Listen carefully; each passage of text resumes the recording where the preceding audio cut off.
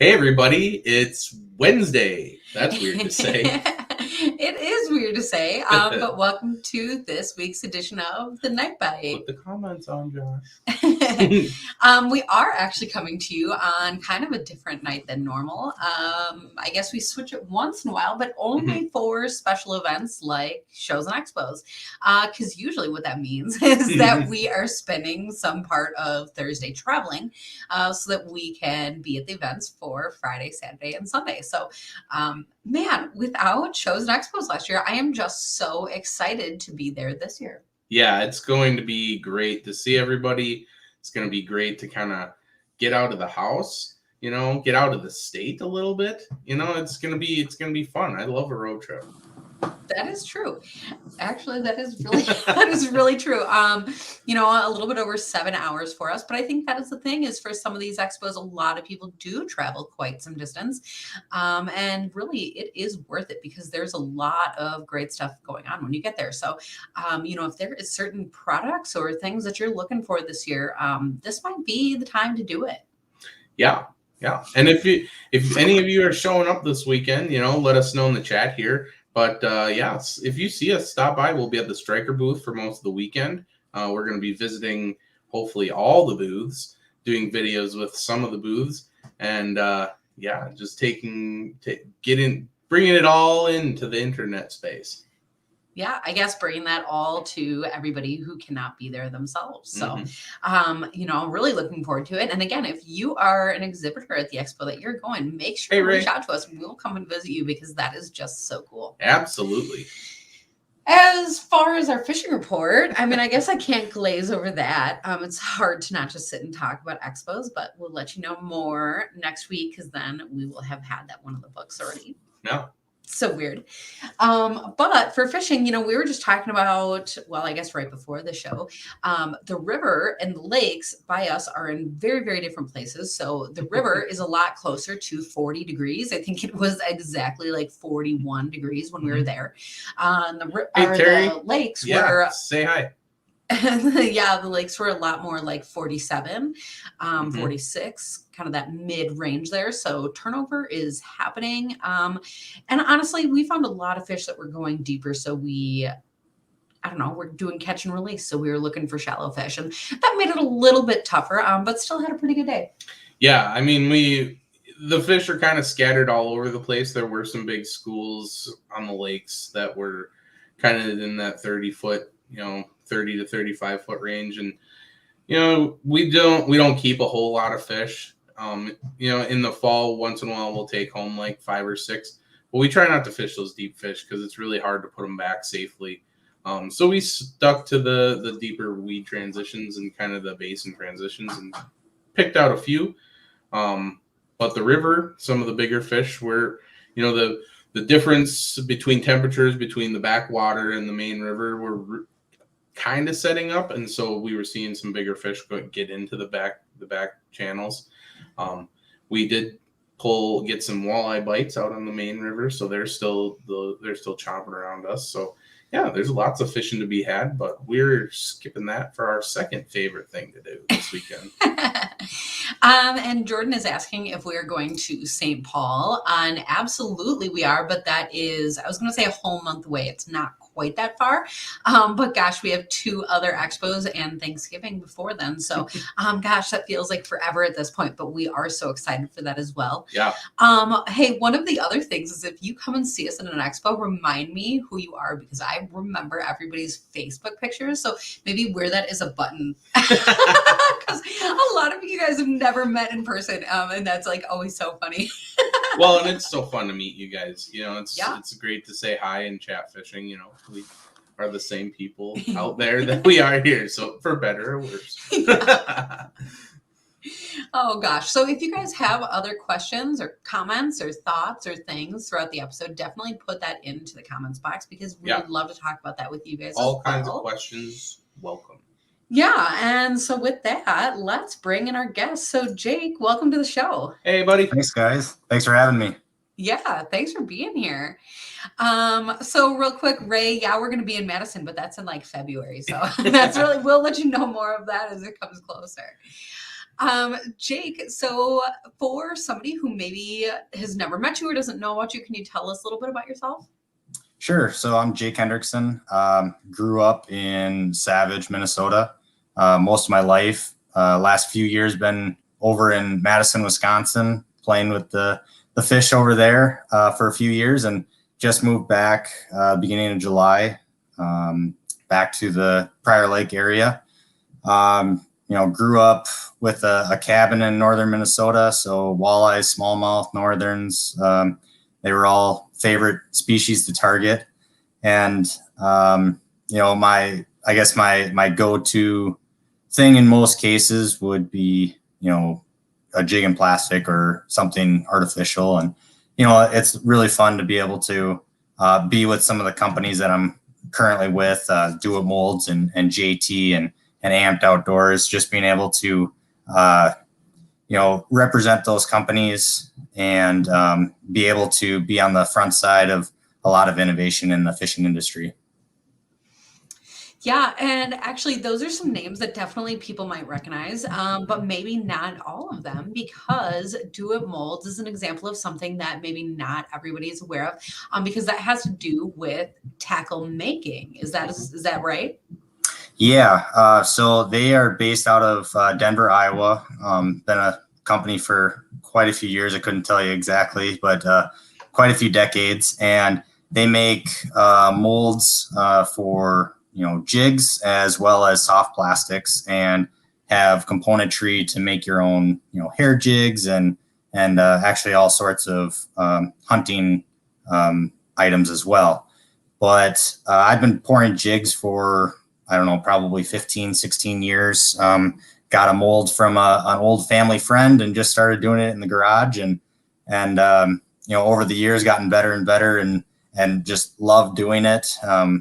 Coming up with my own colors and whatnot, and hooked up with them a few years ago, and luckily been with them ever since, and been able to help them with a few design pieces, specifically the Bubble Scud, which is an ice fishing plastic.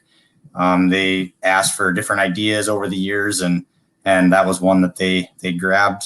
And I don't know, it's been a lot of fun. Great people over there, and looking forward to still working with them.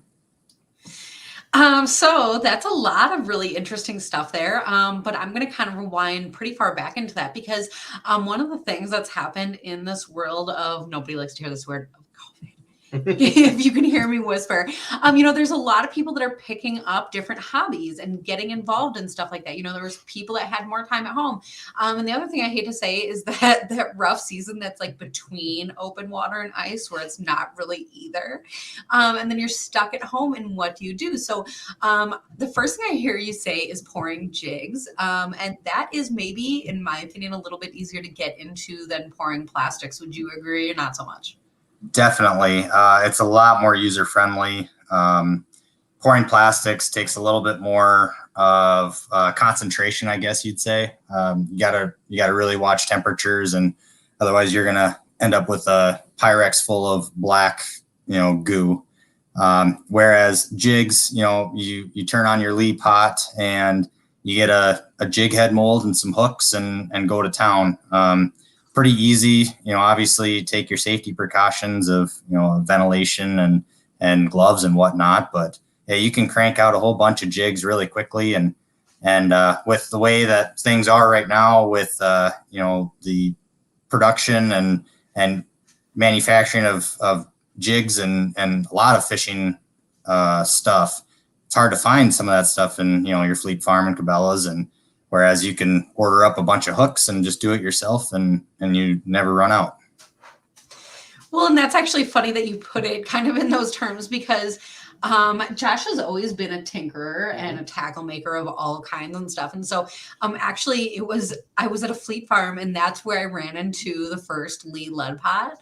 And so I got that for Josh. So, it's funny that might actually, if you go there and they don't have your favorite hooks and whatever you're looking for, maybe they have the lead pot, and then you can get it and make them yourself, which is kind of funny. But that's the thing is, once we started having some of those pieces, getting into that was actually, not not super hard, but it was really super fun. And especially with Christmas coming up, as far as the different molds, there's a ton available. The different powder paints for that, there's a ton available, and those are all actually like really great gifts to ask for. Yeah, definitely. And also just, you got a lot of fishing friends, right? And they're always, my jig box is never empty. And whenever somebody comes into my boat, it's, oh, let me get another jig from you. Let me get another jig from you. Well, sometimes a little pack for Christmas is nice to hand out to your buddies or whatever. So another good thing about it. Yeah, that is actually really fun. Plus I've gotten pretty particular on like my color patterns and like how I want my jig to look.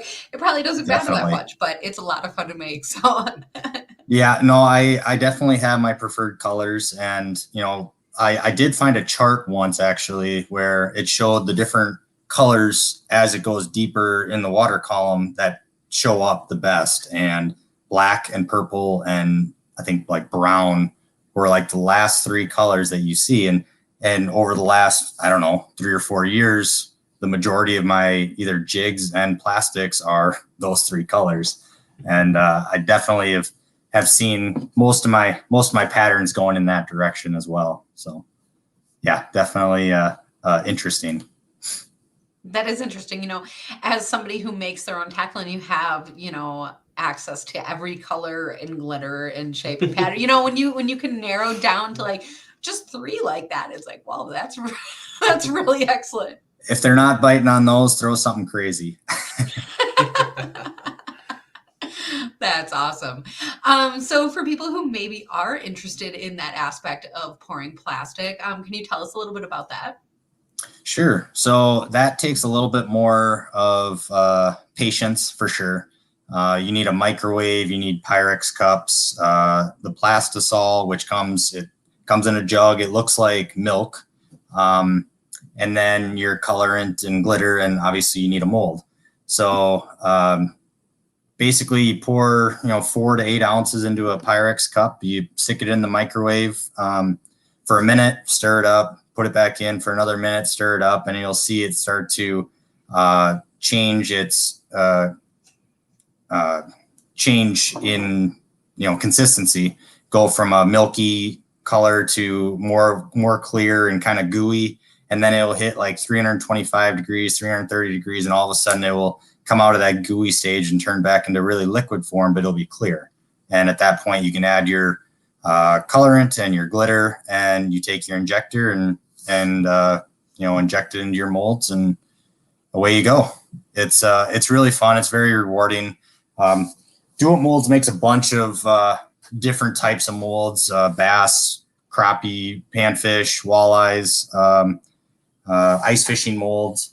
One of the ones that they came out this last summer is the Slick Shiner.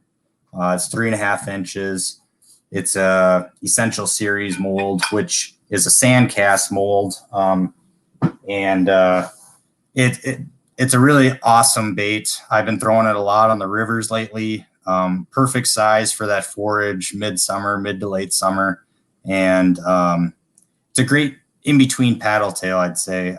It's not super hard thumping, but it's not super faint where you're not really getting much out of the bait. And yeah, it's been really fun. Do It Molds makes a bunch of high-end CNC molds. And then they also make this Essential Series where it's more sand cast and a lot more affordable. So it's nice that they're able to kind of get both aspects of the high end and also the more economical versions of molds so people can get into it.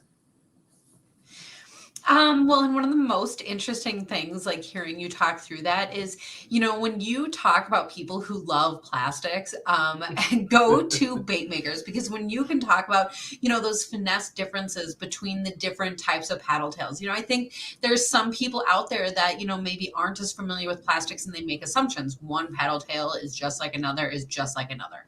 Right. But I mean, the design of the actual molds themselves can have a huge difference. But then even beyond that, different bait makers will use even different types of plastic, or even some will choose to use salt. Yeah. many different manufacturers have their own blend of plastic. For instance, one in particular that comes to mind is Z-Man, and theirs is, super elastic, very durable. I don't know that you can even find it as a bait maker to try and replicate it in your own molds, but and there are a lot of companies that make plastisol. Some are better than the others, and Dual Molds has their line of plastisol, which is very good and easy to use. But yeah, the shape, the profile of, for instance, we'll talk about paddle tails, makes a huge difference.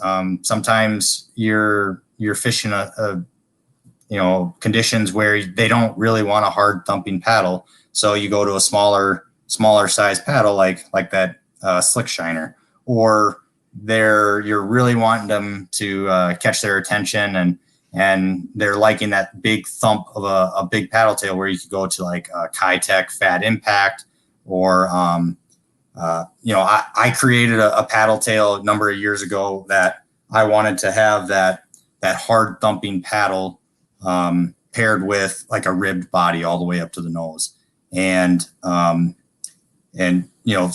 3 1/4, 3.5 inch is a great size to use all year round. And sometimes those ribs make a difference, and sometimes just a smooth body can be the ticket. But lots of different variations and sizes out there, depending on how the fish are reacting to it. Yeah, that's the other problem that I notice in people like Josh, because you start to notice how all those tiny little details make such a difference. And then you start to feel like you need to have all of those profiles or all of those shapes or all of the glitter patterns. No. Hey, I agree with you there, Josh. In my boat, I have 5 different totes of 4 of them are paddle tails, and they're all different. And then the other ones like flukes and snap jig style plastic. So I'm right there with you. Sometimes it makes all the difference, and it might just be in your head. But if that's what gets you to have the confidence in what you're throwing, then perfect. Well, and the thing too is, like, even you start to notice even stuff like, you do some research on this hobby, and you can start to pick out like people's preferences in different molds and different things like that. And you have to remember that, like, just because you read a bunch of people hating on something like the Do It Essential series gets a bad rap because, they're hard to clamp, or they don't come out shiny.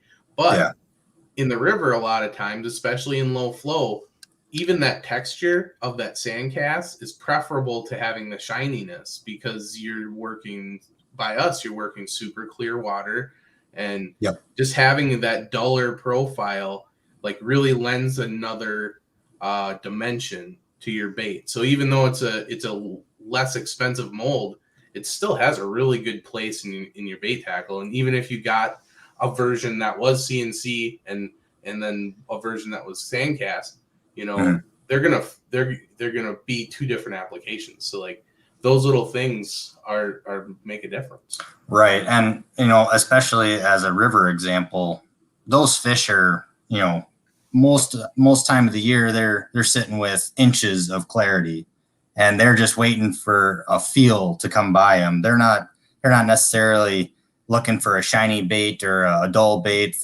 They're waiting for a vibration to come by and come and smack it. So like you said, the Essential Series molds, some people may give them a bad rap, but they're a great mold that shoot well every time. As far as the ones that I've used, I've never had a problem with them, and definitely put a lot of fish in the boat for sure.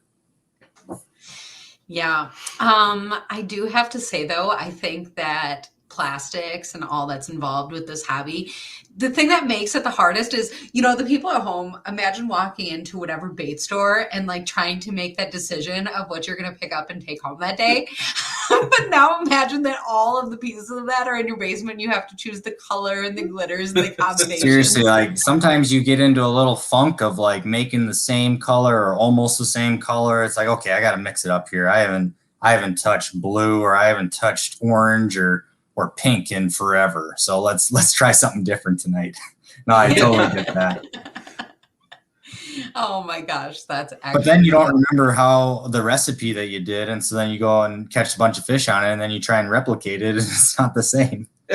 Well, it's always the color that you make that you're like, I'm not going to need this one later, or you just like whipped it together to use the end of a color. I'll just get rid of this. No. Yeah, that's why my boxes are stuffed full of those. It could work later. We'll see.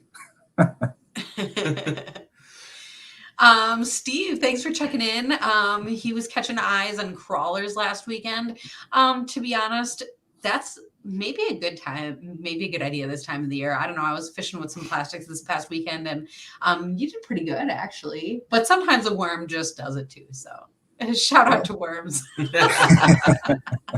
Well, and so just a slight little touchback just to wrap up the mold conversation. Going back to pouring lead, that has so many applications past just making jigs too, because when you make jigs, you have that's why they call it a terminal tackle. It's the base of your tackle. So you can paint it, but then you can also use the same jigs that you put your plastics on. You can also tie on those and make a whole separate lure for that. And there's also molds that are for lures like the jig and wrap style baits, and there's spoon lures, stuff that are lures in and of themselves, not just jig heads. Yep. And so you can get into a whole nother world of tying stuff together. And so now you're making jigs and lures and plastics. Now you're naming my basement right now. Yep. I started off with jigs and then found a jigging wrap style mold out there and been pouring up a bunch of those. And yeah, there's definitely a few jig heads that I prefer when tying hair jigs. There's a cutter, a current cutter jig that Do It Molds has that's really nice, goes down to a 1/4 ounce and really nice to tie hair on that. But even these these teardrop style jig heads that they got a mold of, even these, you tie some hair up on those as well. And, it's fun just being able to mess around and go down into the basement and think of something new. That's something I really enjoy. And especially when you can go out and the next day and catch a bunch of fish on it, and it just makes it that much more enjoyable. Yeah, that's for sure. And frustrating when you lose it. That's why you always make more than one, right? Oh my goodness. So when you can specialize and tune in and make such awesome tackle, what do you use as your rods to help you be successful as an angler? So I've been with JT since about 2015, I think it is. Amazing company. Joe and Andrea Bricco have done just an amazing job with turning the small little rod company from Farmington into what it is now. They're in shields across the country. They're in bait shops. Our staff sells them as well. Our website. It's been a crazy ride these last 6 years, and I'm very fortunate to be a part of it. And, over the years, there's been a lot of different models that have come out and tested rigorously. And there's definitely a few that never leave my boat. And most recently, this last year, the 7.1 JTX has been hands down my favorite rod when pitching jigs and plastics. I specifically like it with that alien reel seat for the jig and plastic application. I also use that rod for casting jerk baits and shiver minnows or jigging wraps. But in that case, I go to the Tennessee handle. I feel like throwing those 1 ounce baits, that handles it a lot more. Your hand doesn't fatigue as fast, and a lot easier on your body over the course of the day. One thing that I do, and I've touched on it a few times on Facebook, is that both on the alien reel seat and the Tennessee handle, I use our sheer grip tape on both handles.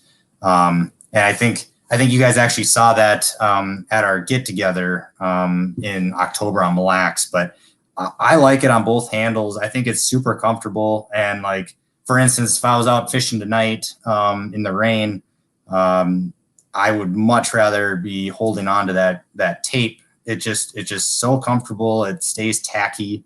And I don't know, just over the last like 2 years since it came out, I've been wrapping all the rods and just really enjoy it. So another one that never leaves. Okay, wait, can I stop you there? Oh, sure. Because no, this is awesome. This is actually super relevant to me, right? Yeah. Do you mind? This is super relevant to me right now because, well, let's actually fast forward or rewind, I guess, even a little bit more. So you talked about, 2 different reel seats, and so one of them, did you call it the alien reel seat? Honestly, Yep. I forgot that's what it was called. So I appreciate that you knew. Really, really a great sleek grip that you can really hold onto that rod and feel that bite. But the best thing about that Tennessee handle is that you are able to, move that balance point of your reel. And so you're talking about it helping not get fatigue. You can keep jigging longer, doing all of that kind of stuff. And that is absolutely super true. And I love hearing you talk about the reel tape because we have some right there here. we go. Because actually the funny thing about that is for winter, I found a lot of success with different like medical tapes and wraps and all this kind of stuff. And, it holds my reels on just fine. And I've been super happy, but I did try to put one on an open water rod this year. And I honestly found that I needed something. I need something more durable. And so this has been recommended to me so many times. But I've never used it before. So I love hearing you talk about it. It does have a really nice grip. It's got like a little piece on the front that you can feel. But I'm super excited to get it on my rod. Yeah, it's great. And definitely ice rods as well. Obviously none of our on any of our rods other than the snare rod have reel seats on them, so you need something to tape on your reels. And good on Joe and Andrea with coming up with another thing that JT's been on the front runner of, and awesome tape. And I think we came out with another color or 2 this winter actually, so look for that as well. Yeah, I was able to show you here. We have green. We have a pink here. Oh, I wish it wasn't so reflecty. And then black, because that is super sleek and will match all of the different rods that you have. So that's nice. But I think I did see a few pictures of some new colors coming. Yep. Hey, Jonathan, I'll pour you some more baits here soon. I gotta get my well, first we got to get our house finished. It's still in the works. And then when I get my shop set up down there, I'll crank some out for you, bud. Nice. That is actually really awesome. So looking a little bit towards winter, I guess, do you use the JT ice rods as well? Oh yeah. Since day one. I actually still have a few of the originals that I'll never get rid of just because nostalgia and everything, and just love them that much. Definitely that 30-inch panhandler, I think, was one of the first ones out besides the snare rod that I just fell in love with instantly with that spring bobber tip. Amazing rod, and definitely is one that I take out first in most cases. Yeah, definitely the snare rods are something that people go to or think about frequently when they think about JT, because it really is such a fabulous setup. So you were mentioning the spring bobbers. Josh, you know more about spring bobbers than me. Tell us why we love those so much. Well, so a little backstory. So a few years ago, I was up fishing with somebody that was using some snare rods, and in addition to the jig pouring and the bait making and the fly tying, we also build rods. And so we got into I got into this mindset of wanting to build some snare rods on my own, and dove into the rabbit hole, which is spring bobbers. And you wouldn't think that there would be much of a rabbit hole there, but you'd be surprised. Yep. Fast forward a little bit, and I did end up talking with Joe. because I found out that Joe was behind the snare rod thing and JT, and so I talked with him a little bit about it, and we talked about how he went through that same wormhole of spring bobbers for the longest time, and he came up with a really good way to kind of keep the parabolic action of the rod going. Blend that right into the blank, yeah. Right. So he tapered the spring bobber essentially. Mm-hmm. So he purchases the titanium, which is number 9 nitinol for those metal fans. But that's the stuff that won't deform under extreme cold. Yeah. You won't get that droop like you see in a lot of cheaper nitinols. Right. And so he ordered that in a taper, and what going from thicker to thinner does is it keeps bending with your rod instead of flattening down. Yep.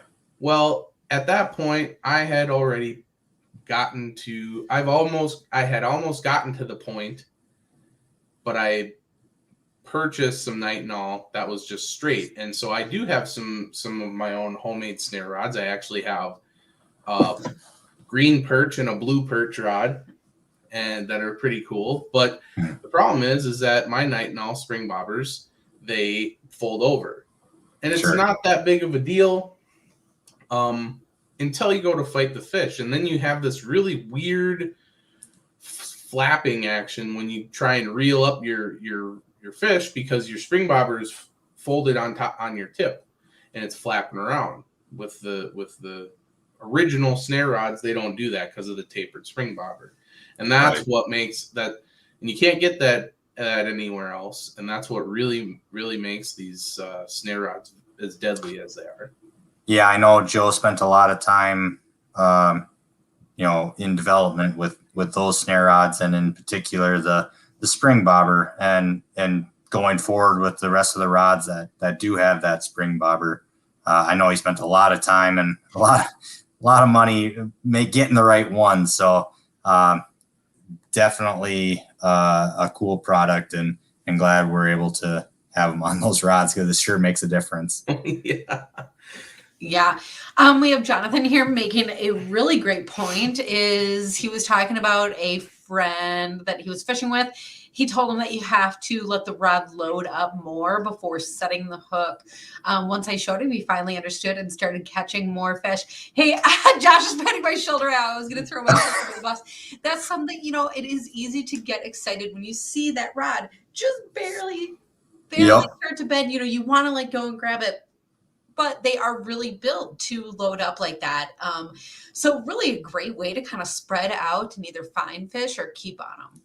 Yeah, it's great, especially when you got a few buddies with you and everyone's got at least one, and you can really spread out over an area. And it's more, sometimes it's more fun running for a rod than sitting there jigging yourself, racing another buddy over to the hole. But definitely to Jonathan's point, those fish aren't feeling that rod until it gets to its backbone. And at that point, all you got to do is lift it out of the holder and don't even really have to set the hook at all. Just start reeling. Pretty awesome rod with that carbon fiber backbone and that fiberglass top half. It's pretty neat. Yeah, Matt Russ is talking about using them with the hot boxes. That's honestly something I don't do enough of. Sometimes when it's super cold, I don't spread out quite enough, don't stay on those fish quite as much, and I kind of downsize to my one jig pull. But those hot boxes are great because you can set them out, and even on super cold days, your holes will not freeze as much. So I might have to get into that this year. Yep, definitely, especially northern Wisconsin and northern Minnesota. You got to have at least one of those so that you can spread out a little bit more. Yeah, that's for sure. Maybe that's going to be on my Christmas list this year. Oh my gosh, that's awesome. So with ice coming up, you were kind of showing us before the show, you have kind of a sweet setup coming up for your graph. Do you mind showing that to us? Yeah, so late summer, I decided that I wanted to try out the live sonar. So Cabela's had a deal on a Carbon 12 from Lowrance, and decided to pick up the active target, and I put it on a Summit shuttle so that I can move it around one in my boat. I just actually set it up with their ram mount and bottom mount that I could take out of my Lund track and move it anywhere in the boat. At least for now, we'll see if I put it on the trolling motor, but right now I like to be able to have it in the back, especially when I'm fishing the river. A lot of times you're spot locked on a spot and you can just turn it back and forth. But I'm excited to use it this winter. I'm not sure if I'll keep the 12-inch screen on there or downgrade to the 9-inch screen that I got in the front of my boat. But it's been a lot of fun, and I've been able to run it all day. I'm using the 32 amp amped outdoors battery. I have never had it run out on me on a full day's of fishing, and probably could have gone a little bit longer, but typically just charge it at the end of the day anyways. But yeah, it's really fun. The live sonar is such a big thing now with tournaments and breaking down structure and looking for those individual fish. I feel like I utilize it a little bit differently instead of trying to pick out, onesie twosie fish, more so looking at the structure that I think is there, and then seeing if there's actually fish on there, and making my cast, not necessarily looking on my graph to see if I can see my bait and watching fish follow. I feel like I have enough confidence, not to say that it would be fun to sit there and look at it and watch the fish bite, but I'd rather be looking around and looking at the conditions and see what else is out there. So it's going to be fun, and looking forward to putting it on the ice. Yeah, that's absolutely for sure. And there's a lot of people out there with new technology that's going to be hitting the ice this year, and that does take a lot of power. So I know you did kind of show us once, but can you show us that amp battery again? Yep. And the reason that I was asking for that is because that's a huge capacity on that battery. And to be able to hold that, those batteries are honestly so light. They are so portable. Yeah, I think this one weighs like 6 pounds or something like that, 7 pounds. For a 32 amp battery, that's kind of nuts. I know I had a buddy who has a Garmin, and I don't know if he had a 32 amp size battery or not, but he picked up the Lowrance and was like, holy cow, I think this thing weighs half the weight as my Garmin setup. I go, well, it probably has a lot to do with the battery too. So yeah, amazing batteries. I've ran the 18 amp in this thing as well, and still never ran out of juice with the 12-inch screen. So yeah, I can't say enough about those batteries. Matt over there is doing really great things with innovation and coming out with smaller and smaller batteries. And more capacity. It's pretty cool. Well, and another thing is the quality, because the one thing that I know about my different products, I have a whole hopper bucket that my battery goes into, and that thing, I'm like lugging around on the ice, and it's bumping around all over the place, and like in and out of the sled. And I would love to say that I'm really delicate with my nice equipment. That's just not true. Just not. So something that can, kind of withstand what I'm putting it through. I always have to really appreciate that. Yeah, no, definitely. It's best to treat your stuff with respect, obviously, but sometimes it just happens where, things get banged around, and luckily all these products are built great and can withstand a little bit of abuse. Yeah.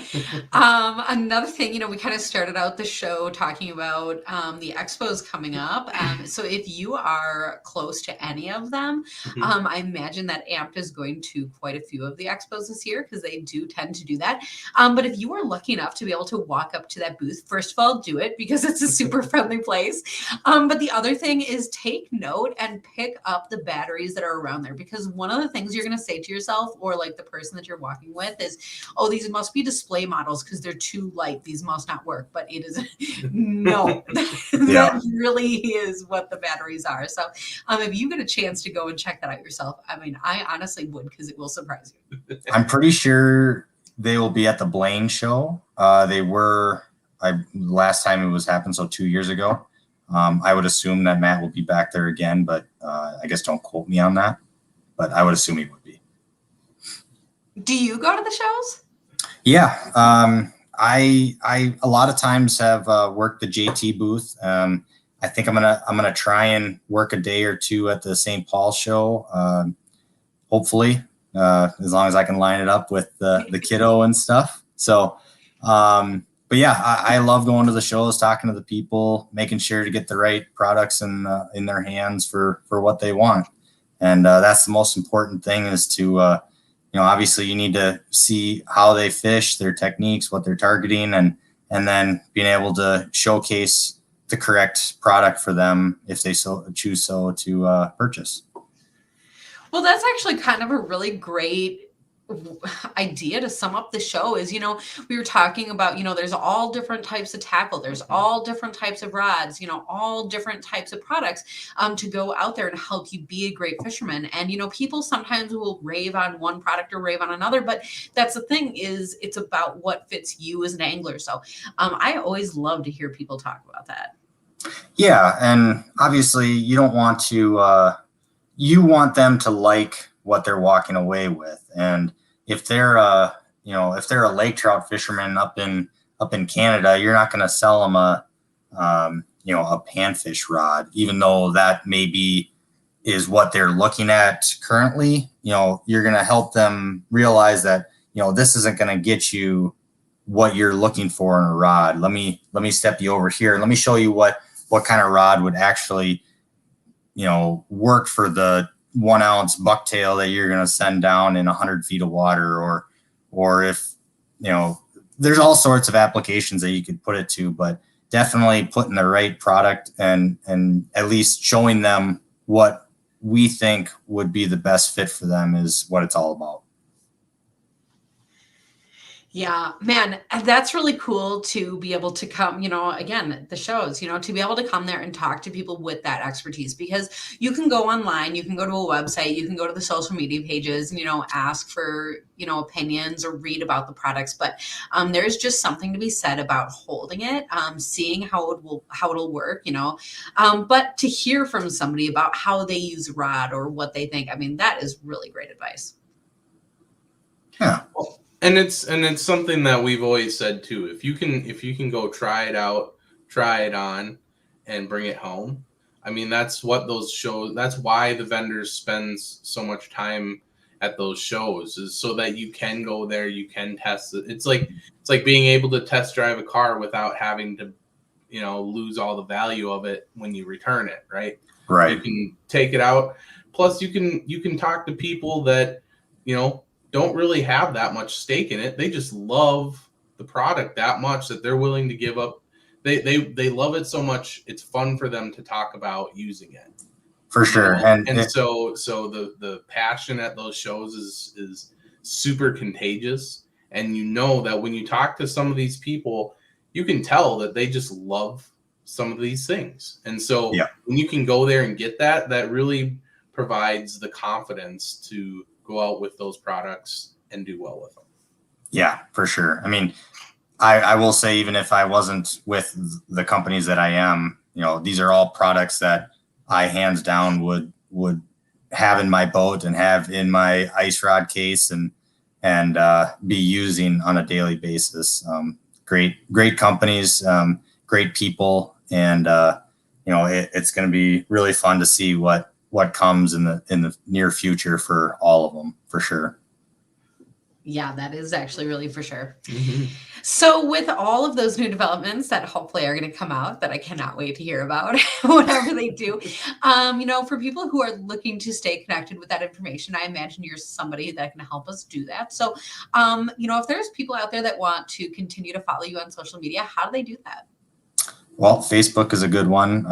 Obviously, I'm on there, and I'm open to any questions or messages that anybody has on any of those products, or even in general fishing wise, happy to help, and hopefully it can help put a few more fish in the boat for sure.